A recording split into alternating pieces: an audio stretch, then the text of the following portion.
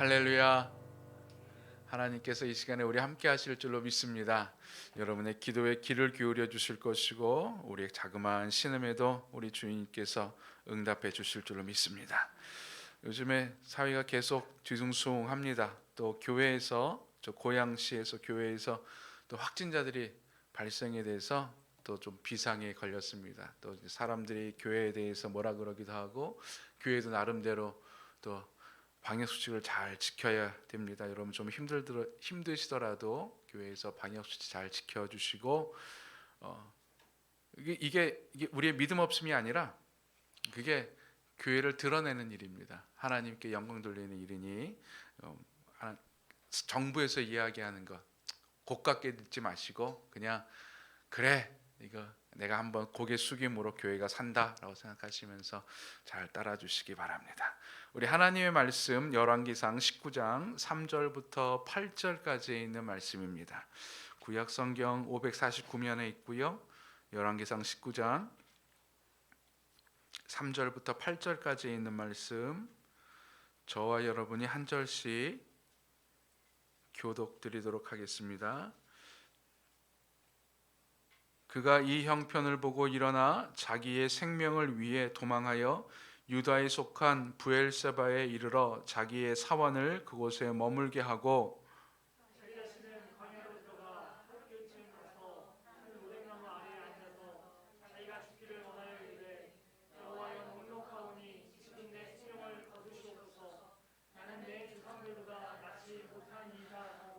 로뎀나무 아래에 누워 자더니 천사가 그를 어루만지며 그에게 이르되 일어나서 먹으라 하는지라.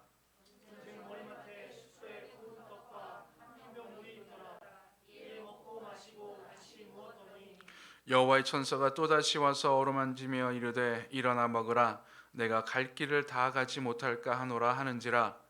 이에 일어나 먹고 마시고 그 음식물의 힘을 의지하여 40주 40야를 가서 하나님의 산 호렙에 이르니라. 아멘. 우리는 계속해서 믿음에 대해서 살펴보고 있는데요. 여러분, 나에게 믿음이 있다면 내 삶에 어떤 일이 일어날까요? 어떤 일이 벌어질까요? 아마 우리는 믿음으로 말미암아 놀라운 사건들을 꿈꿀 것입니다. 예수님께서 말씀하신 산을 옮기는 믿음, 바다 위를 걷는 믿음, 기적. 그렇죠? 여러분 요즘에 홍수 나고 막 장마로 인해서 피해가 많은데 물이 막 넘실넘실 되는데 그 위를 믿음으로 막 무리를 걷는다고 생각해 보십시오.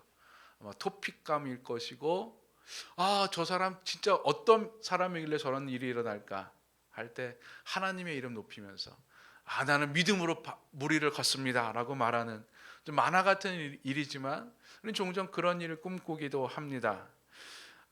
그리고 우리는 그런 일을 통해서 믿음으로 어떤 일을 행함으로 하나님의 영광을 드러내는 것을 소망하고 이러한 믿음을 꿈꾸죠. 여러분, 만약에 우리의 믿음의 선포와 행동으로 열방이 떨며 하나님의 이름이 높아진다면 얼마나 멋지겠습니까? 믿음의 선포로 기적이 일어나면 얼마나 놀랍겠습니까? 우리가 믿음의 기도로 병든 자를 낫게 한다면 얼마나 대단하겠습니까?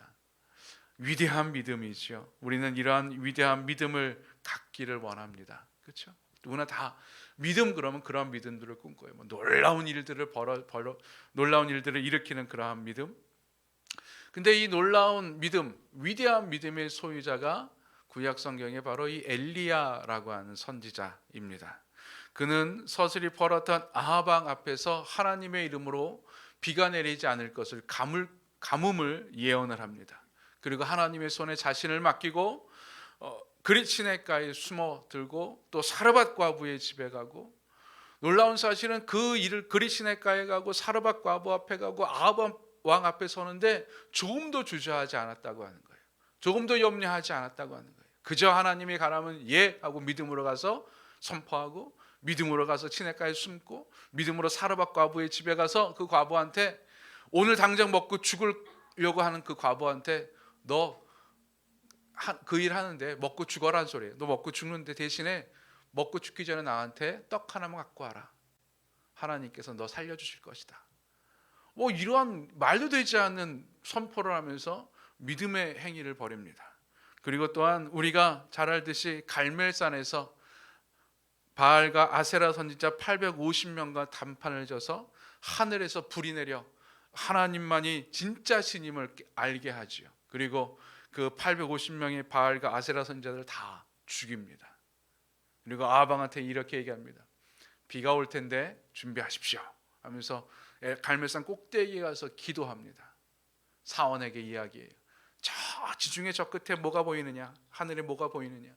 7번 왔다 갔다 하는데 사원이 7번째 이렇게 얘기합니다. 선지자님, 어른 손바닥만한 구름이 보입니다. 여러분, 장마철이라서 여러분 아시겠지만 하늘에 손바닥만한 구름이 있다고 해서 비가 올 줄 압니까? 아니죠. 우리가 알기로는 시커먼 먹구름이 저 하늘부터 끝에서부터 크게 이렇게 와야지 비가 내린다라고 생각하죠. 근데 손바닥만한 구름을 보고 자 이제 비가 내리니까 가자 하면서 비 온다고 갑니다. 진짜 비가 내려요.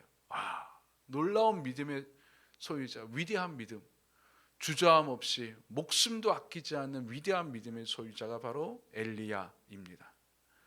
그래서 우리는 믿음을 이야기할 때 엘리야를 이야기하고 이스라엘 사람들도 구약의 선지자를 이야기할 때 대표자로 엘리야를 이야기합니다. 그만큼 위대한 믿음의 소유자였어요.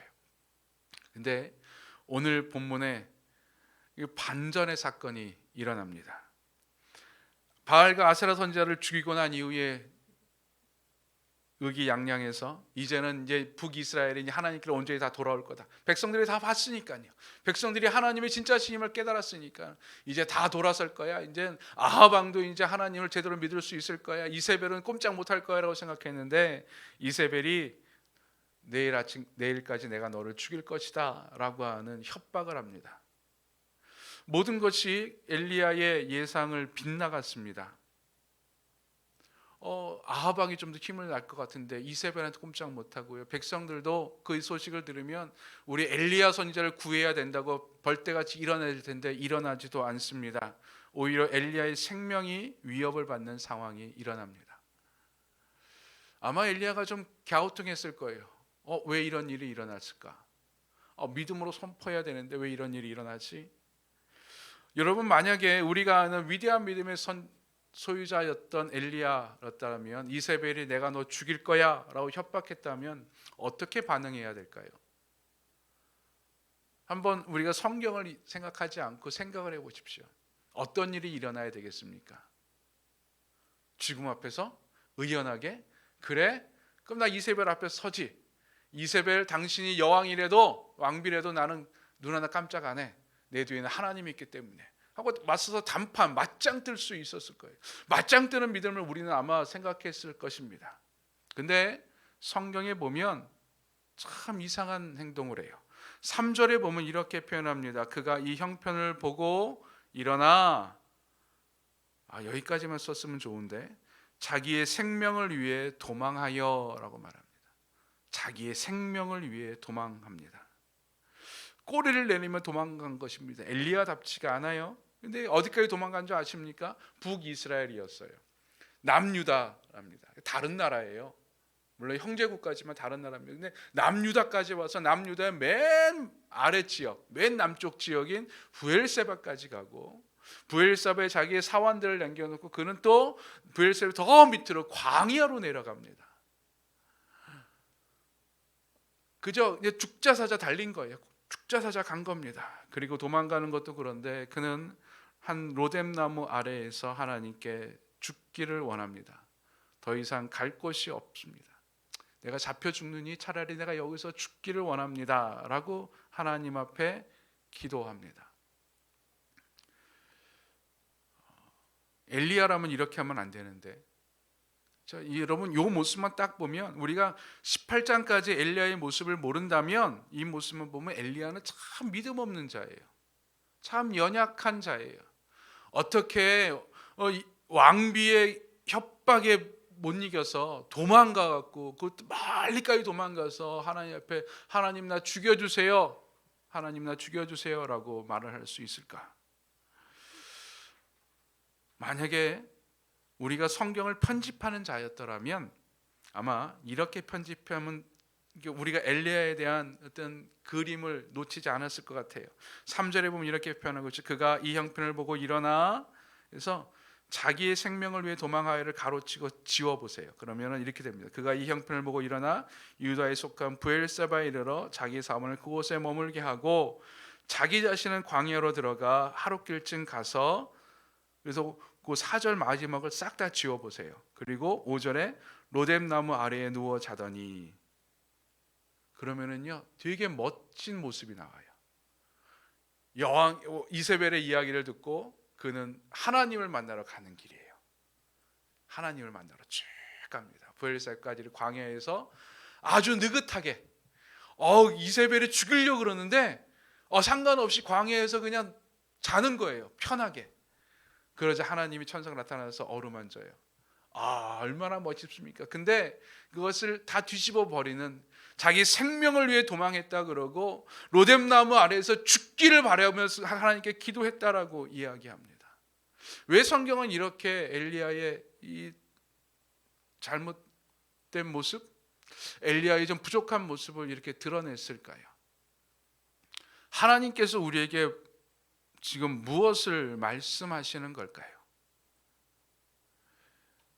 하나님은 엘리야를 살리는 믿음을 원하셨습니다.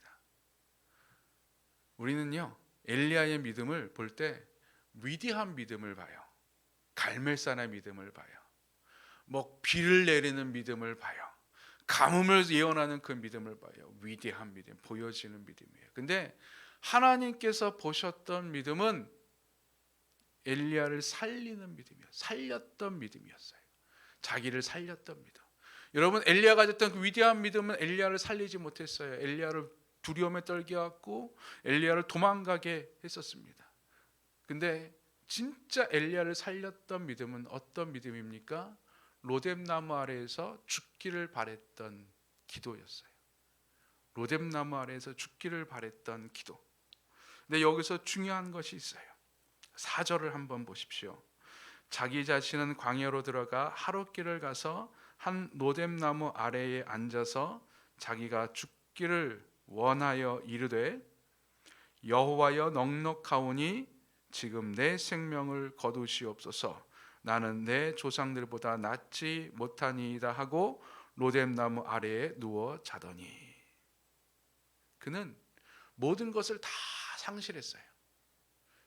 그가 했었던 위대한 믿음으로 일어난 모든 사건들, 그걸로 인해서 자기 자신은 다 이제 탈진한 거예요. 자기가 원하는 대로 하나도 이루어지지 않았어요. 제가 생각한 대로 어떤 것도 하나도 이루어지지 않았기 때문에 그는 그 삶 가운데 모든 걸 다 잃어버린 거예요. 내가 이 정도 하나님께 열심을 버리고 내가 이 정도 하나님께 열정을 다해 쏟아부으면 북이스라엘이 변했을 텐데, 이 정도 내가 하나님께 기도하고 하는 믿음을 보였으면 그 사람들이 하나님께 다 돌아올 텐데, 아방이 하나님께 돌아올 텐데, 그런 일들이 하나도 일어나지 않았어요. 열심을 다했는데 하나도 일어나지 않았어요. 그래서 삶을 포기했던 거예요. 삶을 포기했어요. 그리고 하나님 앞에 나아가 하나님께 부르짖습니다. 하나님, 지금 나 죽여주세요 하면서 로뎀나무 아래에 누워 잤다라고 되어 있는데, 이 누워 잤다라고 하는 것은 그냥 잠들었다는 것이 아니에요. 죽기를 바라면서 그냥 하나님께 목숨 맡긴 겁니다. 하나님께 목숨 맡겼던 것이죠. 그가 하나님께 나아갈 수 있었던 이유 중에 하나가 바로 이겁니다. 그래도 하나님이 나의 충성된 헌신을, 나의 하나님께 향한 순종을, 내가 하나님을 위해서 열심히 애썼던 그 모든 것들을 다 허사가 되게 했어요. 그렇죠? 18장까지 갔으면 19장에 뭐가 나와야 됩니까? 18장에서 바알과 아세라는 다 죽였어요. 이스라엘 백성들 앞에 하나님의 살아계심을 이야기했어요. 비가 내리게 했어요. 즉 북이스라엘의 주관자는 하나님을 선포했어요. 아마 엘리야는 그 다음에 19장에는 하나님의 북이스라엘을 개혁하는, 아하방이 하나님께 회개하고 돌아오는, 그래서 북이스라엘의 금송아지가 사라지고 다시 남유다와 북이스라엘이 하나가 돼서 예루살렘에서 하나님을 섬기는 그런 일들을 꿈꿨을 거예요. 아마 엘리야가 그걸 꿈꾸면서 아마 북이스라엘에게 그렇게 하나님의 말씀을 선포했었을 것입니다. 근데 하나도 일어나지 않았어요. 나를 다 실망시켰어요. 그럼에도 불구하고 엘리야는 그래도 하나님께 나아갔어요. 그래도 하나님께. 신락 같지만 그래도 하나님, 내가 하나님께서 나를 실망시키고 나를 버렸다 할지라도, 나를 죽음의 골짜기로 몰아넣는다 할지라도, 내가 이렇게 탈진하고 무너지고 내가 살기 싫다 할지라도, 나 그래도 하나님, 그래도 나 하나님 믿어요. 그래도 나 하나님께 그래도 기도해요 라고 하는 것. 여러분, 우리를 살리는 믿음은 바로 이 믿음입니다. 눈에 보이는 위대한 믿음이 아니라 눈에 보이지 않는 나 그래도 하나님 의지할래. 여러분, 하나님께 원망해 보셨습니까? 하나님께 원망해 보셨습니까? 하나님께 원망하는 것도 복인 줄로 믿으시기 바랍니다. 왜요? 여러분, 하나님 원망할 정도면 하나님 부정할 수밖에 없어요. 그렇죠? 하나님 부인하게 돼요. 하나님 없다고 생각하게 돼요. 하나님을 떠나게 돼요. 그럼에도 불구하고 하나님께 나아가 하나님께 기도할 수 있다는 것, 원망의 기도라도 할 수 있다라고 하는 것, 내 안에 그래도 하나님이라고 하는 믿음이 있다고 하는 거예요. 다 사라져도 나 그래도 하나님, 그래도 하나님. 저는 이 그래도 하나님을 찾는 이 믿음을 뿌리 믿음이라고 명명하고 싶습니다. 뿌리 믿음. 작년에 교회가 개척하고 이제 시작을 하면서 몇몇 교회에서 몇몇 아시는 분들이 화분을 보내줬어요. 저는 화분 식물을 키워본 적이 지금까지 한 번도 없었습니다.